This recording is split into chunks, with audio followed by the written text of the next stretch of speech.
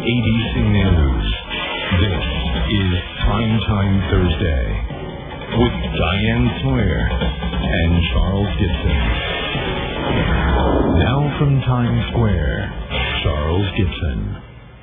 We turn now to romance and murder. It is the story of the ideal husband and the perfect wife. They had plans to celebrate Valentine's Day together, but before noon, she was dead, and he was under suspicion. But he had a solid alibi. He was a surgeon, had been operating on patients all morning. Tonight, Cynthia McFadden follows the twists and turns of a murder mystery, where everything is not what it seems. Valentine's Day Murder. February 14th, 2001, in Oklahoma City. It is 10:30 in the morning on Valentine's Day. Dr. John Hamilton returns home after performing an early morning operation. I had forgotten something that I needed to pick up. Front door was unlocked. Which was strange. He and Susan, his wife of 14 years, always locked the doors. He called to her, but got no answer. So he went looking for her. And moments later, he found her. I saw my wife laying in a pool of blood. Lying in the first-floor master bathroom on the marble floor. Naked and apparently just out of the shower. Strangled with two of his neckties, now covered with blood, and leaving a deadly bruise on the back of her neck. With nearly every bone in her face broken. So brutally killed, police said it was a rage killing. But who would want to kill Susan Hamilton? The murder marked the end of what everyone close to the couple said was a wonderful life. A perfect home, great vacations, the perfect love. Even Susan's ex-husband, Dick Horton, with whom she'd had 2 children, admired their devotion. I would say he loved her more than anything, more than words can describe. But that Valentine's Day, there would be no celebration, no orchids, no romance. Instead, only his desperate phone call to 911. 911. Please, send an ambulance, please. What's the phone? My wife, I think my wife is dead. So who could have killed Susan Hamilton, and why? Could it have been a robbery? Even though the door was found ajar, the house hadn't been ransacked, and nothing appeared to be missing. But there was a far more ominous possibility. It turns out that John and Susan Hamilton had enemies. Dr. Hamilton, in addition to delivering babies, performed abortions. The week Susan was murdered, he says he was faxed this wanted poster with his picture on it from the AOG, the Army of God, a group linked to the bombing of abortion clinics around the country. Susan also worked at the clinic and had also been threatened. We both had received threatening phone calls that same week. Today, Dr. Hamilton says he still wonders if, in fact, he was the real target, not his wife. Police began by trying to establish a time frame for when Susan was murdered. They asked when precisely was she alone in the house. I left early that morning, told her goodbye, kissed her goodbye, and went to my first surgery early that morning. A relatively simple procedure at about 7 a.m. at this outpatient center. He then was back home at about 8:30 when he saw his wife briefly. We tried to be romantic, but there was very little time. She knew I had to go back to the hospital. At about 8:50 a.m., he was beat by Mercy Hospital. He was late for the second surgery of the day. Hamilton says he drove back to the hospital, arriving in the operating room just after 9:30. His next surgery was much more complicated, but by all accounts, it was routine. About an hour later, sometime around 10:30, Dr. Hamilton called his office and told them he'd forgotten his date book and was going home to get it. And that, he says, is when he found his wife's lifeless body. My wife's bleeding all over the place. I don't know. She looks like somebody's hurt her. Please help her. Sir, I've got help on the way now. I need you to calm down so we can help your wife, okay? No, listen, I'm the doctor. I've been trying CPR. Please send somebody quick. Within minutes, emergency response crews arrived at the house, and with them, the police. They found Dr. Hamilton, distraught and frantically trying to revive his wife, his clothes stained with her blood. But soon as police searched the crime scene, they discovered this Valentine's Day card, and inside it, a clue that would lead them to Susan Hamilton's murderer. Police think they're closing in on a suspect, but are they jumping to conclusions? There was no murder weapon. There was no motive. There was no direct evidence whatsoever. This case will turn on a final courtroom moment. I'm telling you what, you could have heard a pin drop. When prime time returns.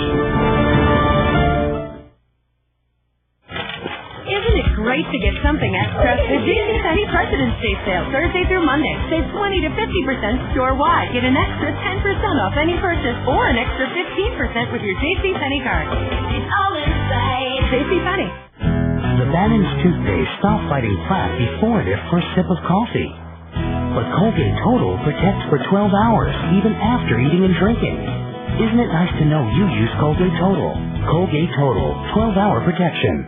This Valentine's Day, a gift from Kay Jewelers means two things. First, that every Kay diamond is hand-selected, and second, that she'll absolutely love it. Give her Kay's Diamond and Natural Ruby Ensemble with a free talking puppy.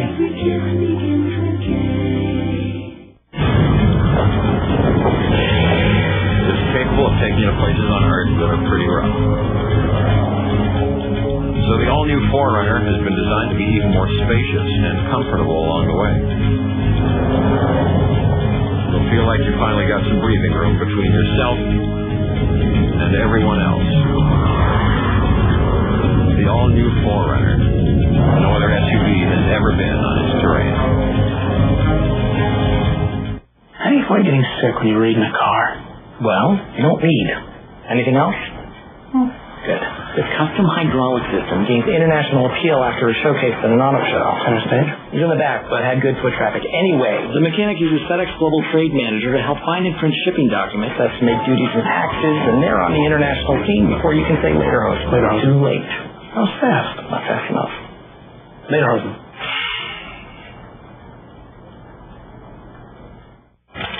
Isn't it great to get something extra? The JCPenney President's Day sale, Thursday through Monday. Save 20 to 50% store-wide. Get an extra 10% off any purchase or an extra 15% with your JCPenney card. It's all inside JCPenney.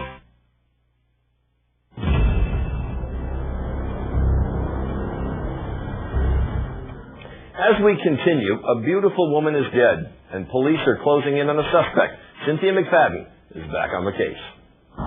This exclusive Oklahoma City neighborhood was an unlikely place to find the body of a doctor's wife, brutally murdered. A Valentine's card, an unlikely clue.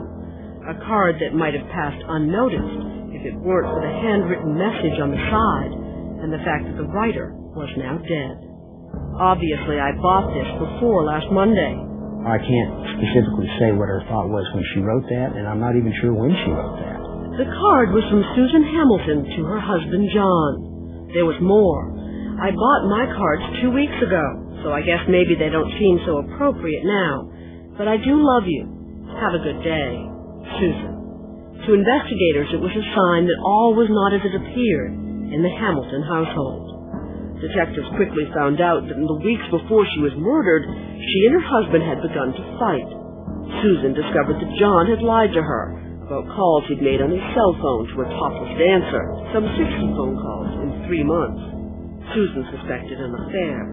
John denied it. But to Prosecutor Wes Lane, it began to look like motive.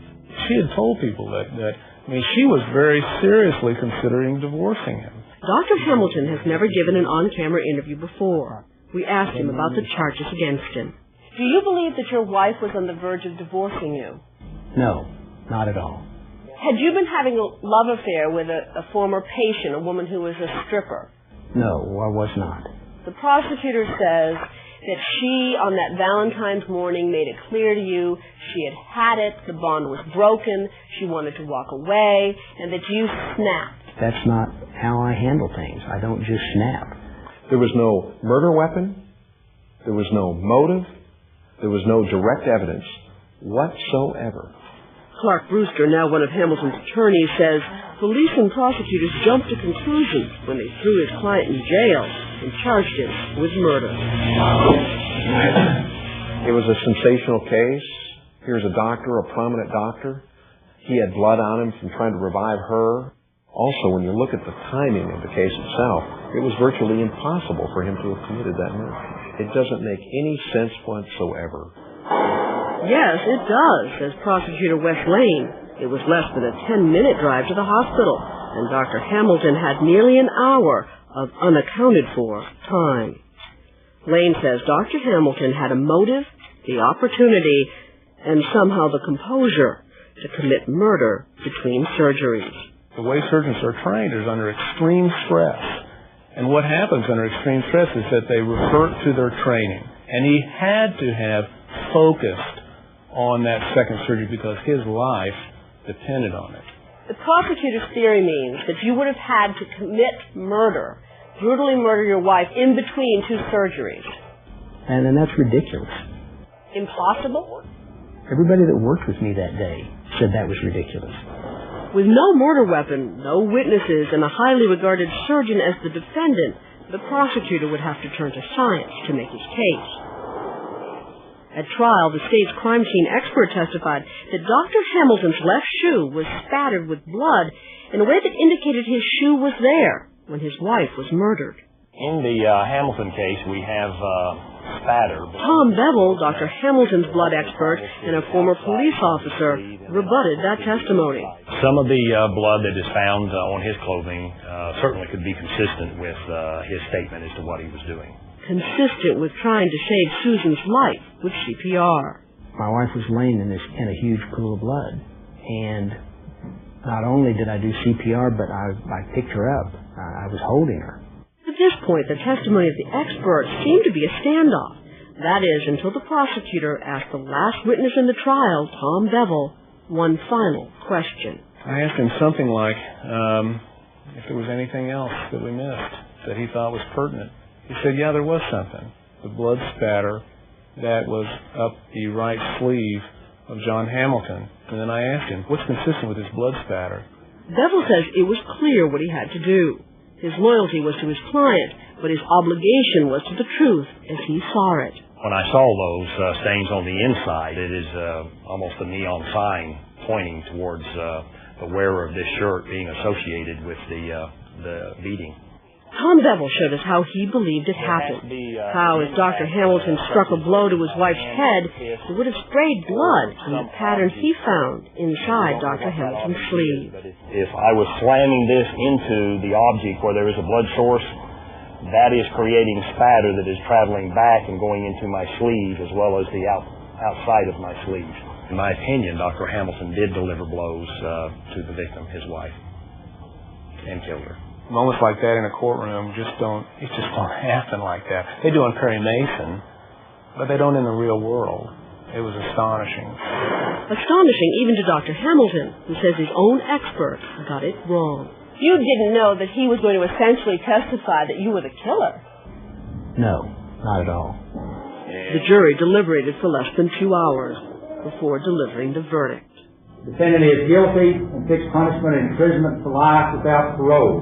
So, what does Dr. Hamilton say now? Dr. Hamilton, did you murder your wife? No, I did not. Did you love your wife? I absolutely loved her. Some, like the prosecutor would say, he loved her too much.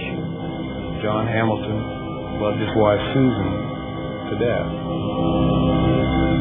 John Hamilton claims he's innocent and is appealing his conviction, saying, among other things, that his attorney should have been allowed to present alternate theories about who might have killed his wife. Your first love. Who hasn't thought about what might have been? But what if? What if you got a second chance at first love? I'm not going to be able to do that. I'm not going to be able to follow through with this. I'm telling you, I'm not going to be able to keep it together. One man with a fantasy about to become reality before your eyes. A story for Valentine's Day when Primetime returns.